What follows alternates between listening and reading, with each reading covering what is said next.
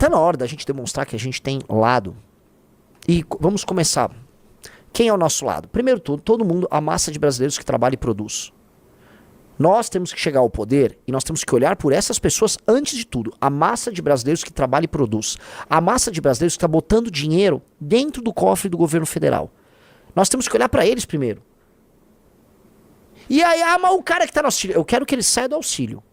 Eu quero que ele viva numa cidade decente, quero que os filhos dele tenham uma capacidade produtiva. Agora, entretanto, eu vou olhar pro brasileiro que trabalha e produz. É uma questão de escolha, assim. Os meus inimigos do PT, os inimigos do PT, fizeram uma escolha. É hora da gente fazer uma escolha. E no início será detrimental, sim. Será detrimental. Você vai ter que dar um foco maior em quem trabalha e produz.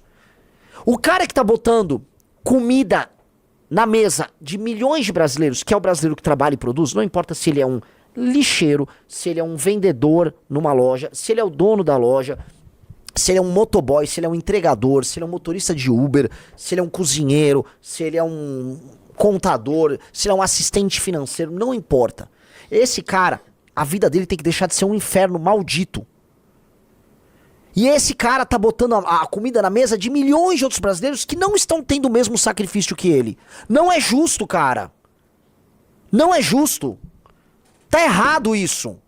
E aí vai o vagabundo do Haddad, o bosta do Haddad.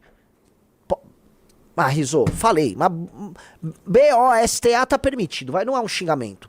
Não é um palavrão. Vamos lá, não exagerei. Eu prometo que foi o...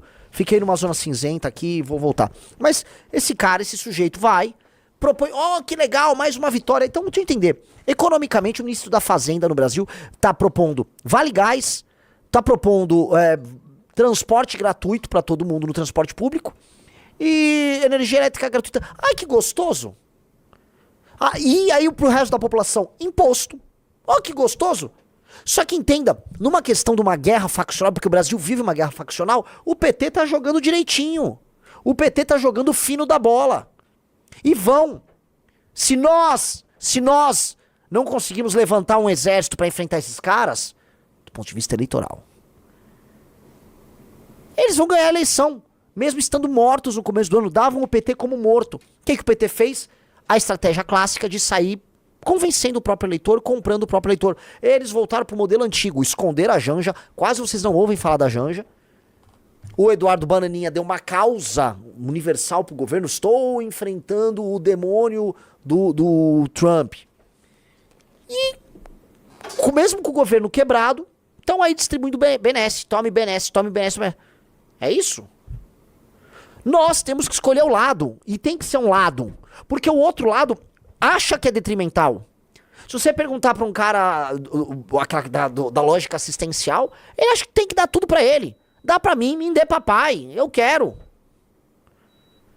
Nós temos que escolher. E essa é uma escolha, vamos colocar aqui, de foco e de país.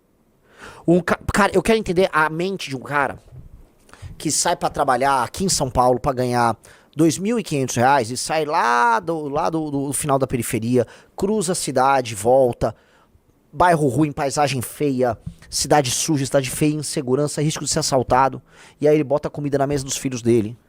Esse cara, pelo amor de Deus, gente, esse cara é um herói. Esse cara é um herói. Esse cara, e ninguém tá olhando por esse cara. E o cara que contrata ele, outro herói.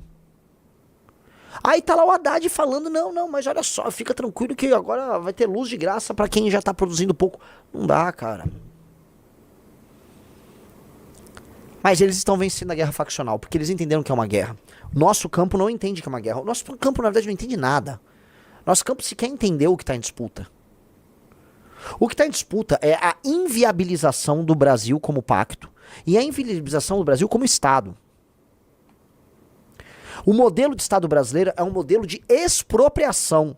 É expoliação e expropriação de quem trabalha e produz para que uma máquina vá, conduza esse dinheiro e faça populismo. É o famoso acordo topo-base. O topo da pirâmide político, sindical e assistencial que está no governo federal, aí mistura com o judiciário, pega o dinheiro do Brasil que trabalha e produz, processa esse dinheiro, se alimenta e manda os restos para a base.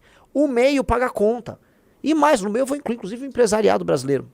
Esse acordo topo-base comprime quem está no meio. É um acordo populista do topo para com a base. Tem que ser rompido esse acordo topo-base. É claro que é um acordo topo-base. O meio tá... Entendeu? E como é que você vai arrancar? Como é que vai chegar o próximo presidente e vai arrancar essas benesses? Pois eu já tô avisando. Se eu chegar à presidência da República, eu vou arrancar a maior parte dessas benesses. Ah, vai ficar impopular. Vai ter que arrancar. Não dá. Não dá porque tá colapsando. E se é pra alguém ter benesse, é o nosso eleitor. Tô falando sério. Que é quem? Que é quem trabalha e produz. Se é pra alguém ter benesse, é quem trabalha e produz. Que será nosso eleitor. Quem trabalha e produz vai ter que ter alívio tributário. Quem trabalha e produz vai ter que ter uma rua segura pra ir trabalhar. Esse cara que tá sustentando a vagabundagem do Haddad, o populismo vagabundo desse pacto topo-base desses caras, esse cara tem que ter um alívio na vida dele. Ele não pode ter medo de ser assaltado, ele não pode perder tanto imposto, ele não pode ter tanta dificuldade pra contratar ou demitir, pra ser contratado ou ser demitido, pra vida dele andar. Não pode ser esse inferno. A galinha dos ovos de ouro não pode ser morta para que o governo faça populismo com quem tá produzindo pouco. Não dá. Temos que fazer uma escolha. A vida é sobre fazer escolha. Nós temos que escolher. E vocês não verão ninguém falando isso. Pelo contrário, no campo da direita vai vir um monte de cara assim: oh, não, nós temos um projeto para cuidar do povo. Aqui, né? Aqui, ó. Tem que escolher lado na vida. Na vida tem que ter lado, tem que ser sujeito homem, tem que ter lado. Ó, eu tô do lado de quem trabalha. Eu tô do lado de quem quer ralar. Eu tô do lado de quem quer ver bandido preso e morto, ou morto. Eu não tô do lado de quem vai ficar oferecendo, ó, você vai ficar com um botijão de gás, porque outra pessoa vai economizar as merrecas dela pra poder se sustentar. Não tá justo isso. Não tá de pé isso. Vocês, seu Haddad, seu salafrário, vocês estão destruindo o Pacto Federativo. Anota o que você tá fazendo. As pessoas vão começar a se odiar no Brasil de maneira irremediável. Vocês estão construindo seus salafrários, seus ordinários. Canalhas e vagabundos. Vocês estão programando uma guerra política no Brasil. Uma guerra federativa. Vocês estão inviabilizando o Brasil como uma possibilidade de uma nação grande. Seus malditos. Isso aí que vocês estão vendo é uma destruição do pacto, porque não dá pra uma galera carregar todo o peso nas costas e outra ficar só recebendo, sem nenhum dever, que é a discussão que a gente teve sobre a favela. É aquela discussão que a gente tava aqui ontem, né? Que veio o Intercept. Ai, meu Deus, mas ninguém olha pra eles. Deram uma casa pra esses caras. Fizeram 11 casas pra invasores que subiram uma calçada, construíram uma casa ilegal. O Estado foi, deu casa pra eles e eles refavelizaram a casa. Ah, mas tem que ver... Não tem que ver. Eles têm que cumprir a lei. Já ganharam uma casa. O que mais eles querem? Nunca tem dever? É só direito, direito, direito, direito. Agora quem tem dever é a pessoa que pagou imposto pra construir a casa deles. Esse tem dever, né? Ah, e se não pagar o imposto? Foi a prefeitura de Diadema construiu. Então o pequeno empresário de Diadema, veja só. Olha que ficção maluca. O cara dono de um boteco em Diadema... que tem que pagar o IPTU do lugar, os impostos municipais. Se aquele cara botar, o dono do boteco, uma mesa na calçada e não tiver na métrica permitida pra prefeitura, vai vir um fiscal vagabundo, um canalha, e vai multar ele. Canetou e mete-lhe multa. A multa que ele teve que pagar por botar uma mesa na calçada pra alguém consumir, vai direto pro cofre da prefeitura, e aí vai fazer o quê? Dentre eles, a casa pra um cara que invadiu uma calçada. Aí foi feita a casa, aí depois ele reconstrói a favela, invadindo a calçada novamente. E se você reclama, você é preconceituoso. É um país em que alguns têm direitos e só direitos, nenhum dever, e outros só tem dever, mas não tem nenhum direito. Que gostoso. E não tem direito mesmo. Porque se esse cara, o dono do boteco em Diadema, acende a classe média, né? Ele e a esposa dele tiram uma renda aí de 6, 7, 8 pau. Tem gente que fala, nossa, é dinheiro. Isso não é dinheiro, isso é dinheiro de pinga. Dinheiro de pinga. Essa pessoa vive mal.